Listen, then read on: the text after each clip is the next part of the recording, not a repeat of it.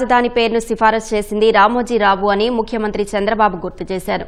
రామోజీరావు అమరావతి పేరు చెప్పగానే తెలియని వైబ్ కలిగిందన్నారు. రామోజీరావు అమరావతి పేరు ఊరికే సిఫారసు చేయలేదన్న సీఎం సమగ్ర పరిశోధన చేశాకే అమరావతి పేరు తనకు చెప్పారని తెలిపారు. ఒక మంచి పని తలపెడితే అందుకు సహకరించే వారు ఉంటారనడానికి రామోజీరావు ఉదాహరణగా పేర్కొన్నారు. సమయాల్లో కొన్ని రీకలెక్ట్ చేసుకోవాలి.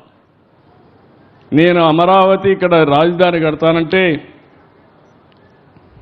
రామోజీరావు గారు నాకు ఫోన్ చేశాడు. ఫోన్ చేసి, బాబు గారు మీరు రాజధాని కడుతున్నారు, పేరు ఏం పెట్టబోతున్నారు అనేది నాకు కొన్ని రిజర్వేషన్స్ ఉన్నాయి.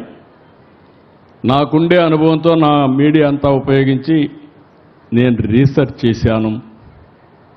ఆ ప్రాంతానికి ఒక చరిత్ర ఉంది. ఆ ప్రాంతానికి సరైన పేరు అమరావతి అవుతుంది, మీరు ఆలోచించండి అని ఆయన ఒక రీసెర్చ్ పేపర్ నాకు పంపించాడు. అంటే మంచి పని చేస్తే అందరూ సహకరిస్తారనే దానికి ఇది ఒక ఉదాహరణ. ఆ పేరినంగానే నాకు కూడా ఒక మనసు ఉప్పొంగింది, జలధరించింది.